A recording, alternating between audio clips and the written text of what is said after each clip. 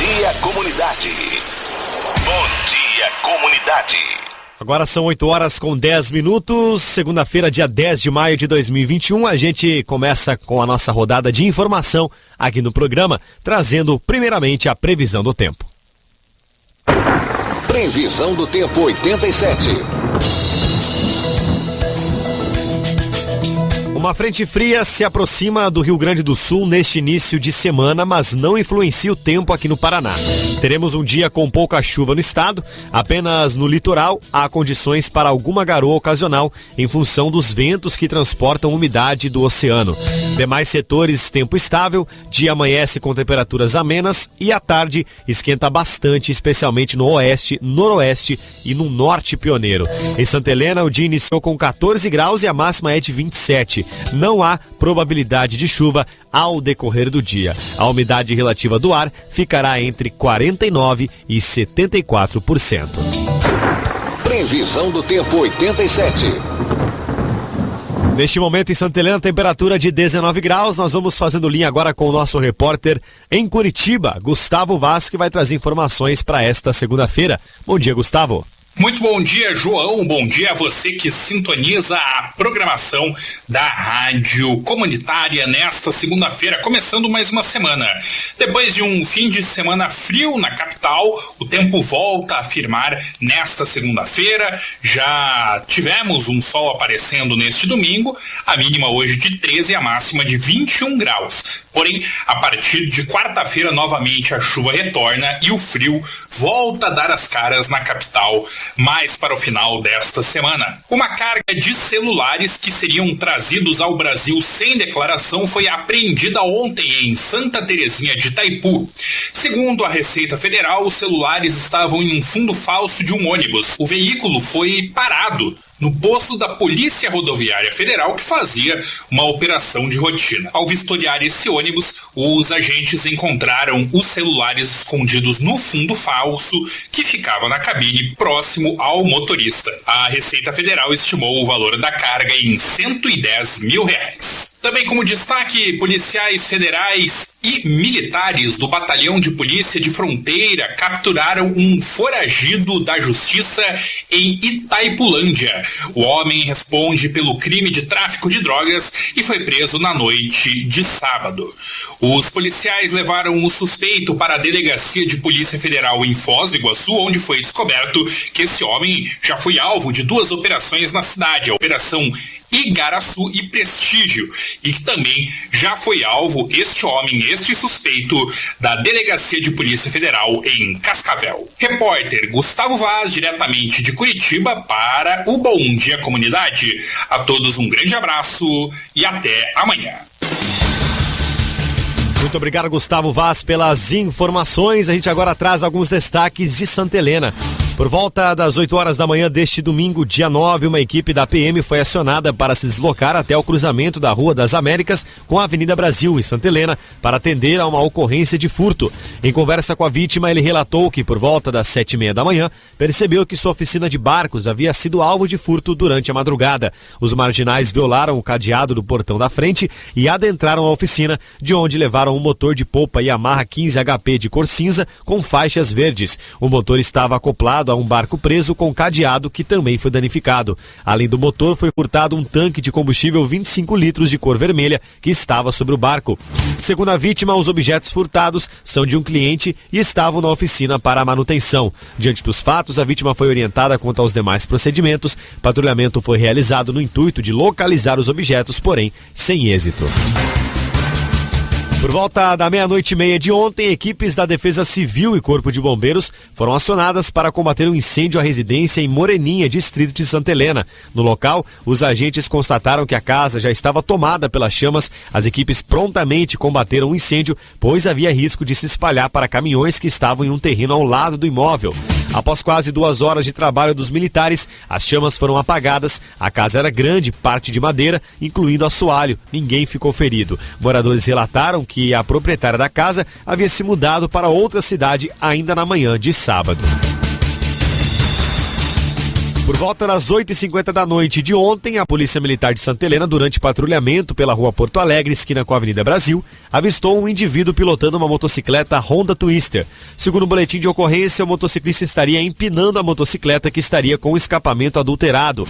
Diante dos fatos, a equipe da PM deu voz de parada ao suspeito, que não acatou e empreendeu fuga pela Avenida Brasil com sentido ao bairro Baixada Amarela. A equipe iniciou acompanhamento tático, porém o indivíduo seguiu para o bairro São Luís em alta velocidade, não respeitando os cruzamentos e preferenciais, conseguindo fazer com que a equipe policial perdesse o contato visual, não sendo mais possível identificar o condutor.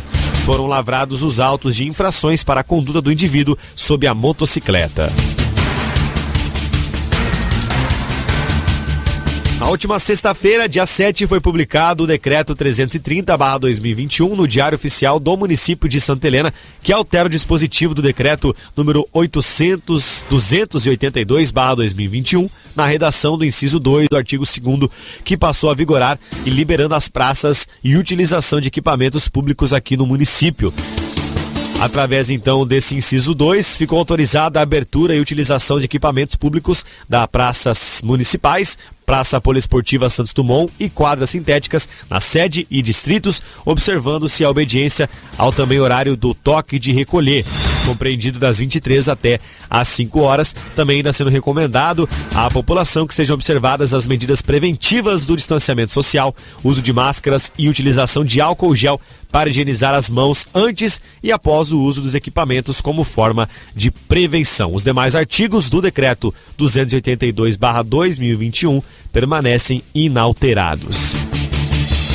Segundo o boletim informativo divulgado pela Secretaria de Saúde neste domingo, 2.439 casos de Covid-19 já foram confirmados.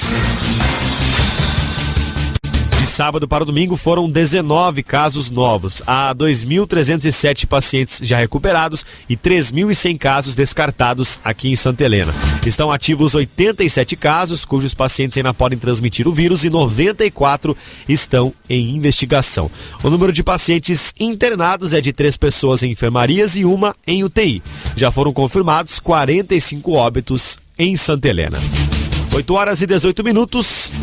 Paraná registra mais 2.095 casos de Covid-19 e 33 óbitos. A Secretaria de Estado da Saúde divulgou neste domingo mais 2.095 casos e 33 mortes pela Covid-19 no Paraná.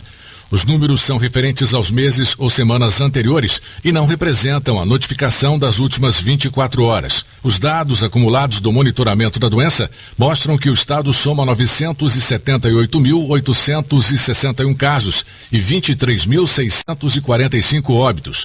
O informe relata que estão internados 2.399 pacientes com diagnóstico confirmado de Covid-19 e outros 2.361 que aguardam resultados de exames e são considerados casos suspeitos de infecção pelo SARS-CoV-2. A Secretaria da Saúde informa a morte de mais 33 pacientes. São 16 mulheres e 17 homens com idades que variam de 27 a 81 anos. Os óbitos ocorreram de 11 de abril a 8 de maio de 2021. O monitoramento registra também 5.752 casos de pessoas que não moram no estado, 146 foram a óbito. Os detalhes, ajustes e demais informações sobre a Covid-19 no Paraná podem ser conferidos em coronavírus.pr.gov.br. Repórter Rudy Bagatini. No Paraná, 89% da população idosa já tomou a primeira dose da vacina. 9 em cada 10 paranaenses com 60 anos ou mais já tomaram a primeira dose da vacina contra a Covid-19.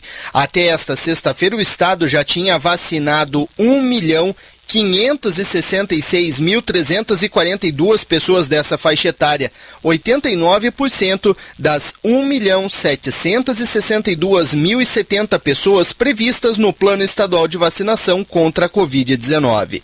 Entre elas, 51% já completaram o ciclo vacinal com a aplicação das 2 doses do imunizante. Segundo o vacinômetro da Secretaria de Estado da Saúde, o Paraná tinha aplicado até a tarde desta sexta-feira 2.967.359 doses dos imunizantes Coronavac, da Sinovac Butantan, e Covishield, da AstraZeneca Fiocruz. O número representa 81% das mais de 3.600.000 doses que o governo do estado recebeu do Ministério da Saúde e distribuiu entre os municípios. Desse total, 1.917.810 foram de primeiras doses e 1.049.549 das doses complementares. Com isso, 17% da população paranaense recebeu pelo menos a primeira dose da vacina, 40% dos grupos prioritários contemplados no plano estadual. Entre os que completaram a imunização estão 9,5% dos paranaenses e 22% dos que têm prioridade na campanha. O secretário de Estado da Saúde, Beto Preto, afirmou que o plano é vacinar o maior número de paranaenses no menor tempo possível, para que assim o Estado consiga superar a pandemia. Nós estamos num momento importante da imunização.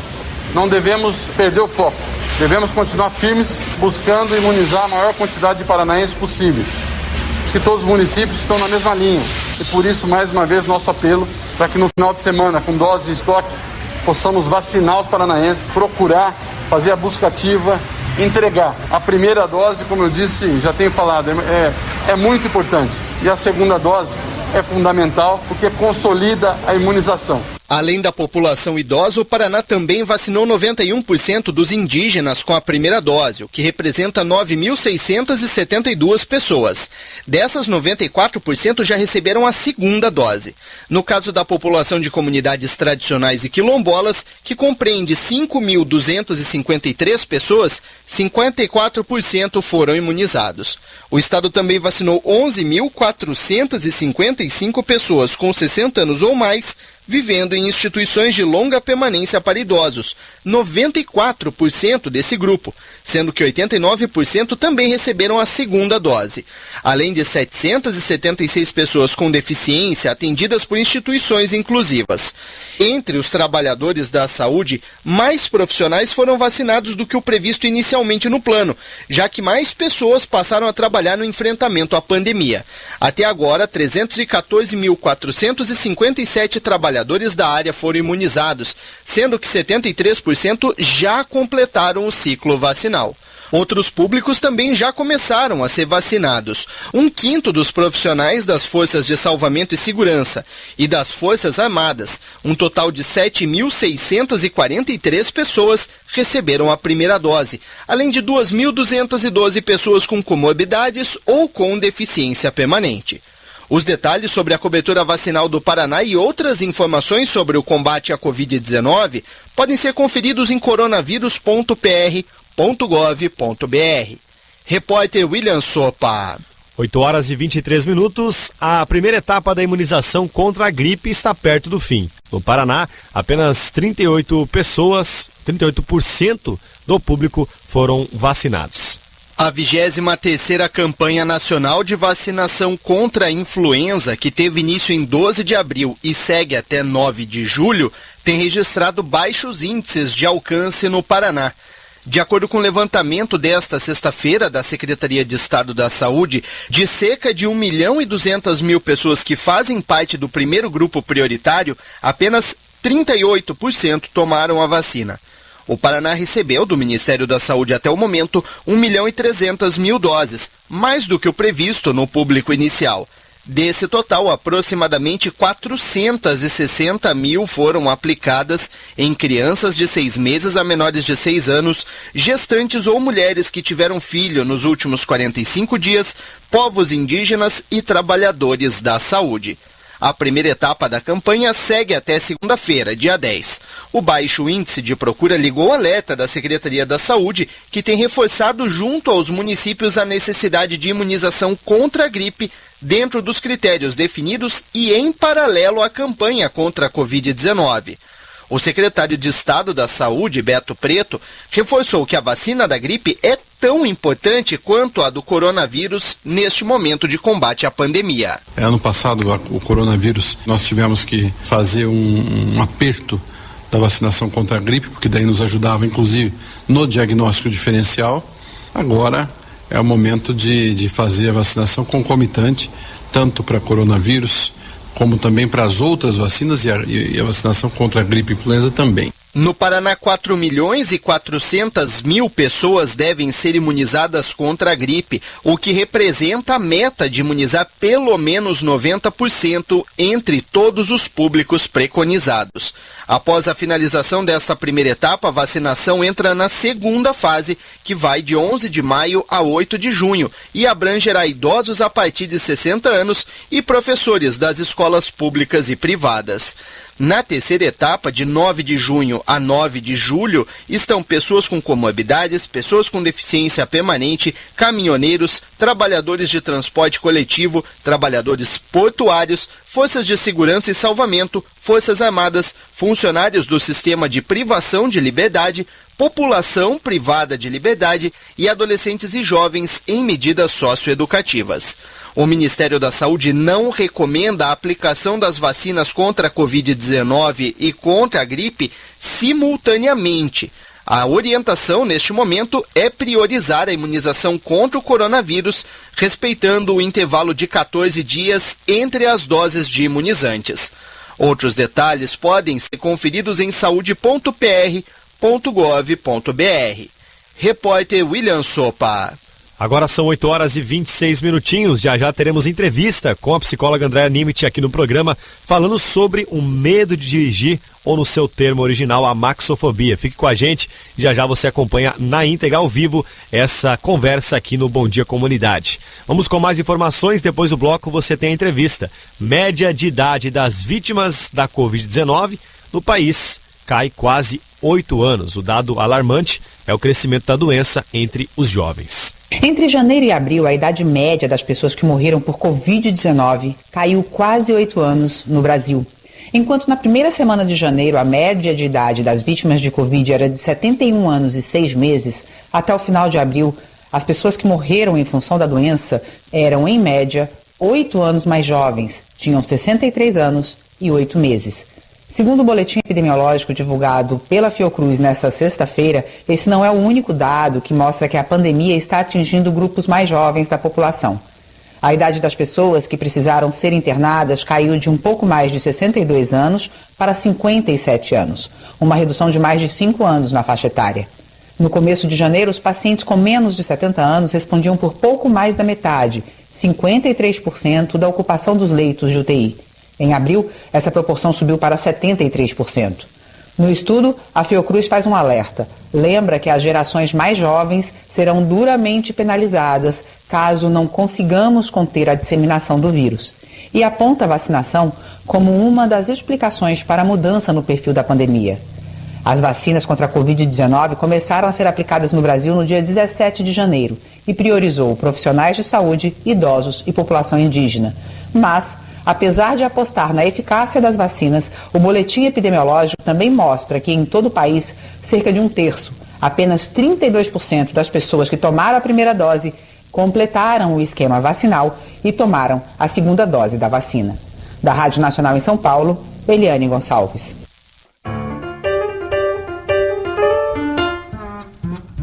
8 horas e 31 minutos, estamos de volta aqui com o nosso Jornal da Comunitária dentro do Bom Dia Comunidade, hoje segunda-feira, dia 10 de maio de 2021, e nós estamos aqui recebendo como combinado a psicóloga Andréa Nimit para conversar com a gente um assunto muito importante aqui no programa, que é a maxofobia, ou como o pessoal pode entender mais fácil, o medo de dirigir. Primeiramente, Andréa, bom dia, seja bem-vinda ao programa. Bom dia, João. Obrigado pelo convite. Obrigado a todos os ouvintes da rádio. Obrigado você por ter aceitado o convite, por falar com a gente aí sobre um assunto, né, André, que talvez a gente pode pensar, não é tão recorrente, mas na verdade é mais do que a gente imagina, né? O medo de dirigir acontece muito e a gente pode dizer que é uma coisa que causa sofrimento também, né, nas pessoas por conta disso. Sim, João, causa muito sofrimento, porque se a gente pensar um pouquinho a respeito do medo, ele aprisiona as pessoas, mas ao mesmo tempo ele é algo necessário, porque ele serve de certa forma como um sinal de alerta, né? Uhum. Diante das situações de risco, a gente consegue então mensurar, né, o que qual o dano, qual a consequência que aquela situação poderia nos causar caso a gente se arriscasse, né? Mas o que é muito prejudicial é que o medo ele pode interferir principalmente na realização dos nossos objetivos, Sim, né? Quem nunca aí teve alguma situação que às vezes acabou deixando de fazer por conta, né, do medo? Do medo.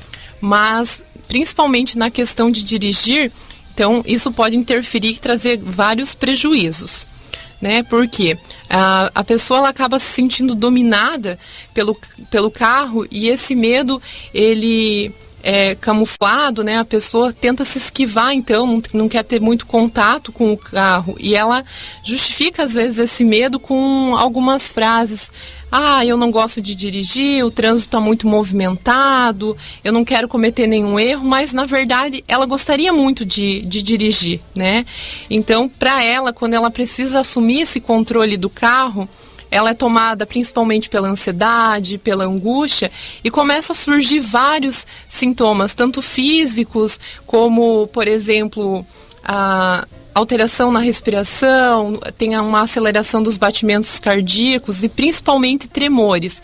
Mas também a gente pode observar que compromete até mesmo algumas funções psicológicas que são muito importantes, né, aí e necessárias principalmente para dirigir, como a capacidade da percepção, o autocontrole, né, e a tomada de decisão, que são fundamentais. Ou seja, o medo de dirigir é como qualquer outro medo, né? Você tem aí muitas funções que você não consegue exercer por conta disso, né? Isso mesmo. E no trânsito a gente sabe que a atenção ela tem que ser redobrada. Então, se a pessoa não consegue ter o foco, logo ela já não consegue dirigir, né? Fica muito comprometido. Fica difícil. E quais são, na verdade, esses motivos principais que a gente pode talvez elencar que impedem uma pessoa, então, de dirigir, que causa esse medo para ela? A gente pode ter vários medos associados, mas a gente tem os três, né, que são os principais aí, que aparecem com mais frequência. Então a gente pode citar um, que é o trauma psicológico, que pode estar associado a pessoa ter vivenciado algum acidente ou até mesmo ter tido, não necessariamente com ela, mas com uma outra pessoa, só algum ter familiar. Escutado e saber o que aconteceu, né? Algum familiar. E assim, não importa o grau do risco, né, que tenha acontecido. Pode ser simplesmente ela ter tentado sair da garagem de casa e batido o carro. Isso já é suficiente para devastar o emocional da pessoa. Justamente sobre isso, até tem um caso curioso. Uma vez, eu e meu pai, a gente estava de moto, estava, né, de carona. E ali passando num certo local ali, a gente acabou batendo num carro e caindo. Na verdade eu nem caí, até acabei ficando de pé. Foi uma queda assim, digamos, razoável, não teve ferimento grave, né?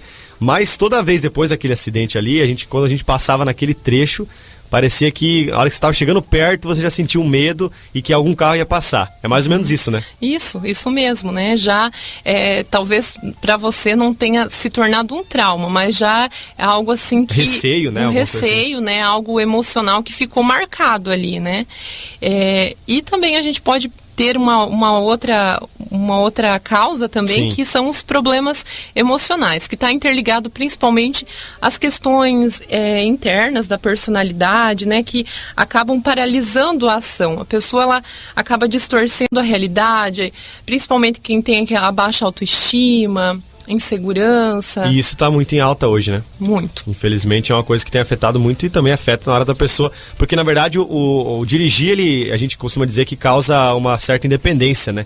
A pessoa se sente independente, poxa, eu posso ir para tal lugar porque eu tenho agora a possibilidade, eu tenho perante a lei a possibilidade de dirigir, só que se ela já não tem essa estima alta, ela acaba ficando realmente até receosa, né, de fazer algum erro e se sentir pior ainda, né? É uma sensação de liberdade, né, claro, de poder. Então, assim, para algumas pessoas o carro ele é sinal de prazer, né? Sim. E quanto para outras é de desespero. São dois lados, né, da moeda, né? E também tem outro problema que pode ser ocasionado para ter esse medo, que é a falta de conhecimento do funcionamento do carro, né? Isso mesmo. Parte mais prática ali. Isso também, né? Porque a pessoa, quando ela senta dentro do carro, ela acaba se sentindo incapaz de administrar tantos comandos, né? Então, ao mesmo tempo, ela controlar o volante, pisar nos pedais, né? Mudar a marcha, ou até mesmo cuidar os retrovisores, isso para ela é muita informação e ela acredita que não vai dar conta. Pois é, e justamente a gente comenta também, quando a pessoa vai para a autoescola fazer a carteira, por exemplo, às vezes você vem de casa com um ensinamento que geralmente teu pai, tua mãe, algum conhecido teu ensina, e às vezes na autoescola você tem que desaprender algumas coisas, e talvez nesse processo de você ter que aprender novos processos para dirigir o carro, você acaba achando que você está fazendo errado e que você não vai conseguir mudar.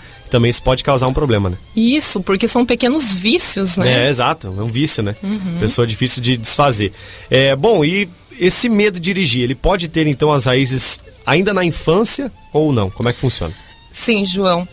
Muitas das crenças que o adulto apresenta, elas ainda são adquiridas lá na infância, né? Então, as crianças, elas desenvolvem algumas ideias sobre elas mesmas que são principalmente influenciadas pelo meio que elas vivem.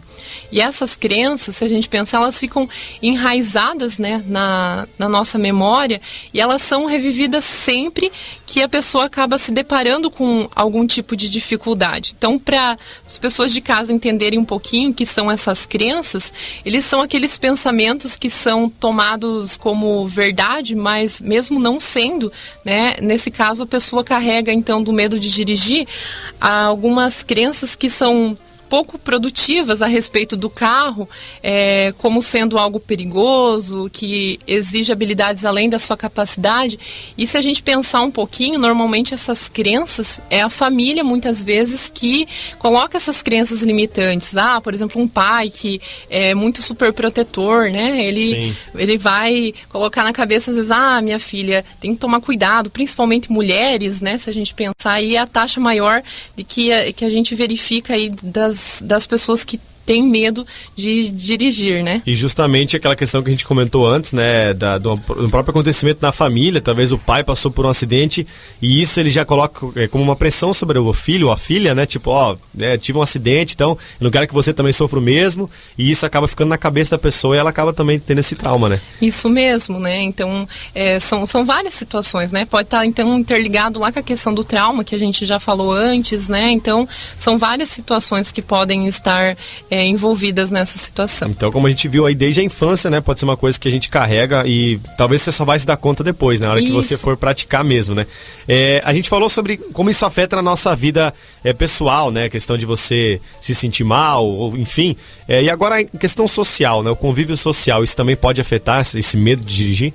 Sim, e muito, né? Porque a pessoa às vezes é convidada para ir em uma festa e aí ela então acaba não indo, ou até mesmo acaba não indo para um café com as amigas, não leva o filho para passear, ou numa situação mais delicada ainda, deixa de aceitar uma oportunidade, por exemplo, de trabalho, por talvez esse trabalho, né, ter uma distância maior e ela ter essa dificuldade então de se deslocar até o trabalho.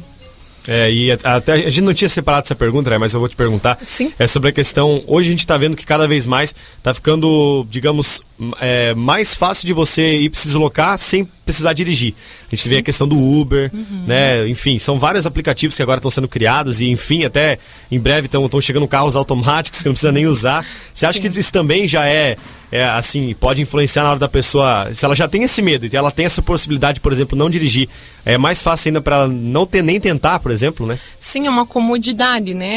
Ela vive uma zona de conforto, então ela nunca vai enfrentar esse medo, né? A gente gosta de usar essa palavra enfrentar, é o trazer para frente, né? Então ela não consegue, talvez assim, tantas limitações, às vezes impostas, né? Como a gente falou das crenças, às vezes não só da família de origem, né? Pai, mãe, mas às vezes até do próprio parceiro. Às vezes ela carrega com ela até um pensamento assim de uma dependência que ela vê, mas o marido me leva, né? O esposo, e aquilo ela vê como um carinho, um cuidado, mas na verdade é uma codependência, né, que a gente já até abordou em outro momento aqui com a Daniele. Então, assim, é uma questão delicada. Então, na verdade, talvez facilite em alguns momentos ter essa ajuda, mas na verdade ela acaba deixando de vivenciar essa liberdade, né? Que, experiência, né? Isso, né? Independência. De certa forma é uma desculpa, né? Tipo assim, se a pessoa já tem um medo, ela pode usar isso como uma desculpa. A gente já falou de outras desculpas, essa é uma delas, né? Com certeza. E a gente viu, então, são vários problemas que podem afetar e chegar até a maxofobia, que é o termo, né? Para o medo de dirigir. E qual a importância, então, André, para a gente poder superar ou enfrentar esse medo da terapia e dessas aulas práticas que as autoescolas oferecem pra gente? Então, são muito importantes, né? Porque, principalmente, o trabalho psicoterapêutico com foco no medo de dirigir, ele vai motivar a pessoa a romper essas barreiras, né? De todas essas dificuldades que a gente já comentou hoje aqui, onde a pessoa vai ter esse espaço para ela poder compartilhar as suas angústias, ansiedade, os seus medos, e a terapia ela vai proporcionar um autoconhecimento, vai trazer a mudança dos comportamentos, onde a pessoa vai conseguir resgatar o equilíbrio, principalmente emocional, e também a própria segurança.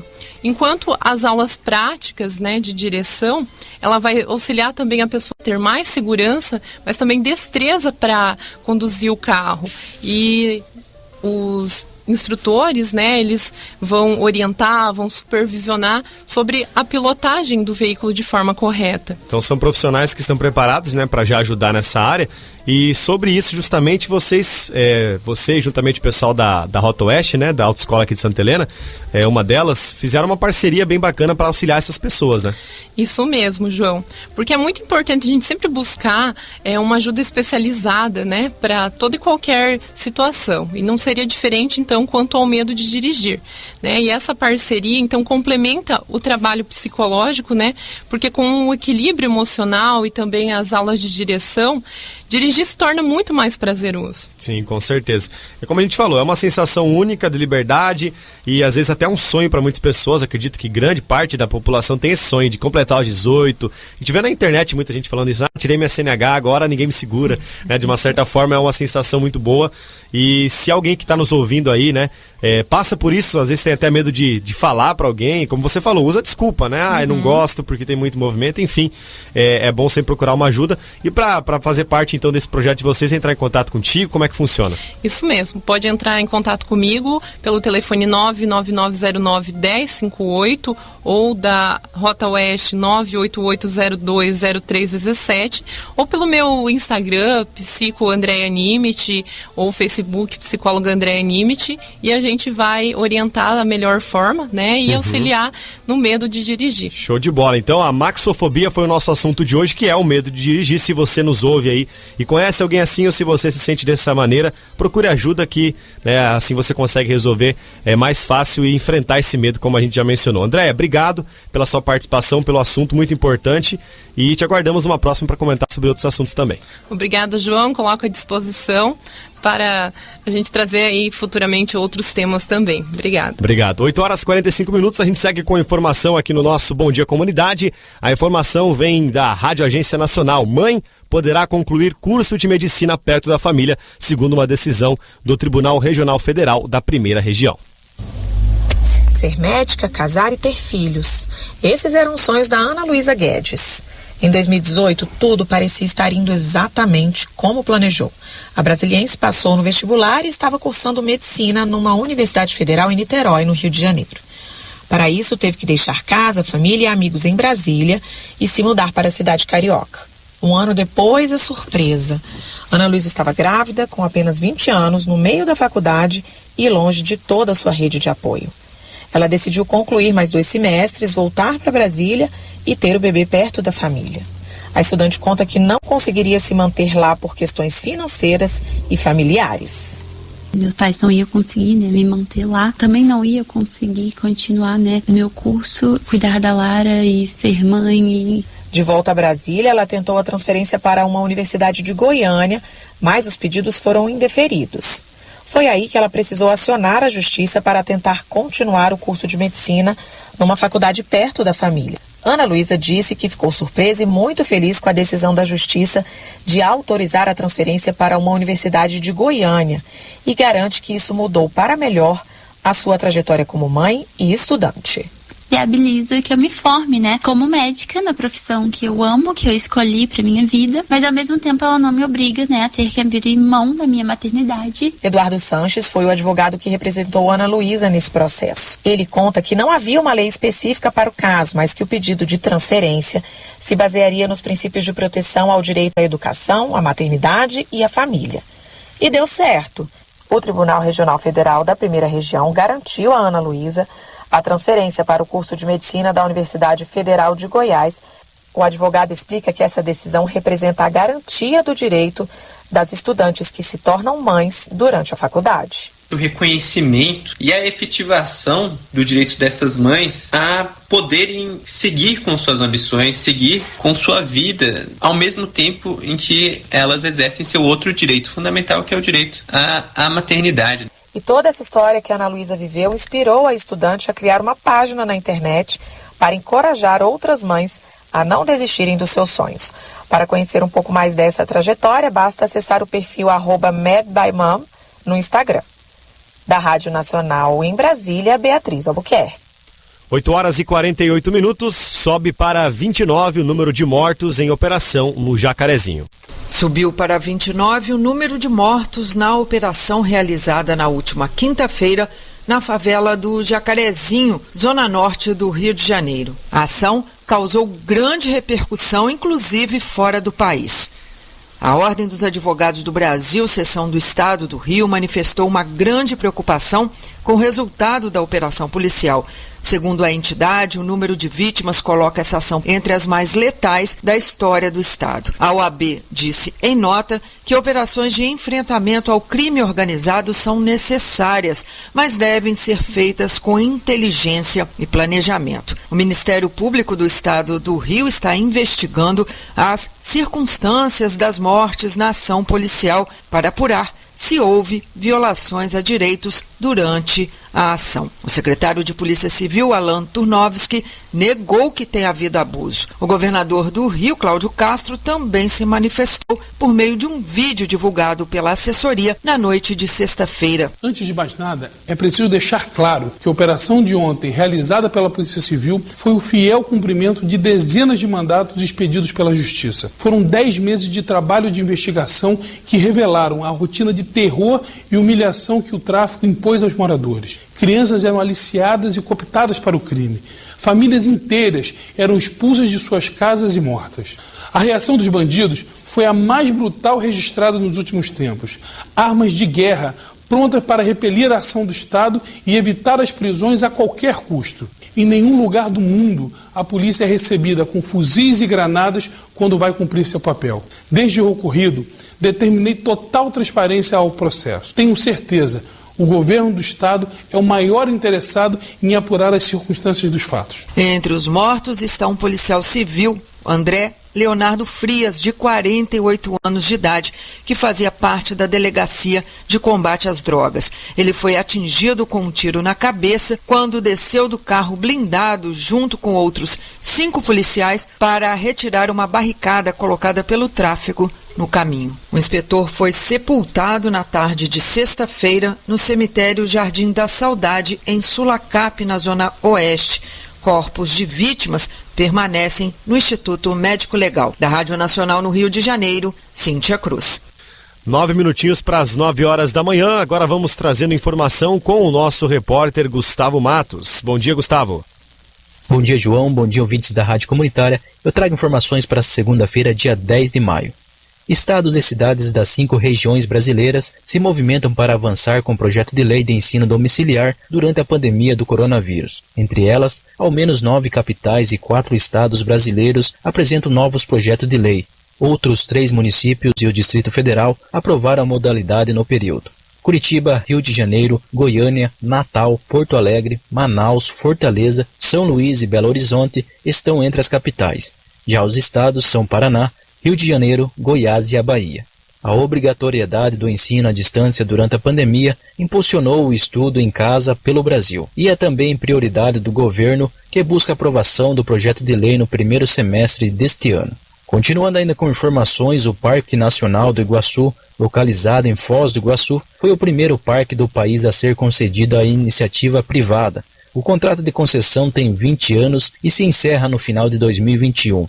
E o novo processo está sendo aberto para a concessão dos próximos 30 anos. No dia 27 de abril, o Ministério do Meio Ambiente abriu uma consulta pública para a nova etapa. Segundo o grupo Cataratas, informou que está analisando a proposta do edital lançado pelo Ministério do Meio Ambiente com a intenção de participar do processo e dar continuidade à gestão do parque. Com informações para a Rádio Comunitária, Gustavo Matos. 8h52 para fechar o nosso Jornal da Comunitária aqui no Bom Dia Comunidade, trazendo resultados esportivos do final de semana. O Vasco venceu Madureira e se classificou para a final da Taça Rio. Com gols de Cano e Marquinhos Gabriel, a equipe vascaína domina o jogo e garante a vaga. Quem irá enfrentar o Vasco será o Botafogo, que venceu o Nova Iguaçu no Newton Santos por 1-0. O Flamengo goleou Volta Redonda no Maracanã e avançou com folga para a final do Campeonato Carioca. 2 gols de Gabigol. O Fluminense venceu o Portuguesa por 3-1 com o brilho do garoto Kaique e vai pegar o Flamengo Fla-Flu então na final do Carioca. O Atlético Mineiro empatou com a Tombense 1-1 e confirmou vaga na decisão do Campeonato Mineiro. Vai enfrentar o América, que venceu o Cruzeiro novamente, dessa vez por 3-1, carimbando vaga na decisão final do estadual. Teremos Grenal no Campeonato Gaúcho na grande final. O Inter aplicou goleada novamente, despachou o Juventude e é o primeiro finalista então. Venceu por 4-1 a equipe. E o segundo finalista, então, o Grêmio, confirmou sua vaga ontem, vencendo o Caxias por 2-0 Grenal na final do Campeonato Gaúcho. Nos pênaltis, o Bahia venceu o Ceará e foi campeão da Copa do Nordeste no tempo regulamentar. O jogo ficou 2-1 para o Bahia, que havia perdido a primeira por 1-0. Campeonato Paranaense, o Paraná venceu o Cascavel CR por 2-1 e ficou perto agora da classificação para o mata-mata. O Operário venceu o Cianorte por 3-0, reassumiu a primeira colocação e garantiu sua classificação. Londrina bate o Curitiba em casa e se aproxima de classificação no Paranaense. Gol de Marcondes, 1-0. O Atlético enfrentou o Maringá em casa e empatou em 2-2. Ficaram no empate no jogo de pênaltis duvidosos para os visitantes. O Maringá que marcou 2 vezes com Bassani. Campeonato Catarinense, o Figueirense fez 3 no primeiro tempo e largou em vantagem sobre a Chape nas quartas. 3-1 terminou a partida. Campeonato Paulista, rodada final da primeira fase. Neste domingo, Botafogo e Bragantino 1-1, Corinthians 2-1 Novo Horizontino, Santo André 1-0 Ituano, Mirassol e São Paulo 1-1, Palmeiras 3-0 na Ponte Preta, Santos 2-0 São Bento, Ferroviária 3-0 no São Caetano e a Inter de Limeira venceu o Guarani por 1-0. Teremos assim as quartas de finais definidas: Corinthians e Inter de Limeira, São Paulo e Ferroviária, Bragantino e Palmeiras, Mirassol e Guarani. São aí as quartas de finais definidas do Campeonato Paulista, que ainda não tem data para acontecer. 8:55. Destaques do futsal. Na equipe, no grupo de Santa Helena, o toledense Embala Mais Futsal entrou em quadra no sábado, dia 8, na primeira rodada do Campeonato Série Bronze. O jogo foi lá em Toledo, no ginásio Alcides Pan, e o Toledo, Embala Mais, venceu o Foz Futsal por 4-3. Jogo, então, dos adversários de Santa Helena no grupo da Série Bronze. Santa Helena que estreia neste sábado contra a equipe do Itaipulândia, aqui no município. Mais informações do esporte você acompanha a partir das 5:45 da tarde no SH Esportes. Fechando assim o nosso programa, na sequência você acompanha o Manhã Comunitária com a Dani. Um grande abraço e até a tarde.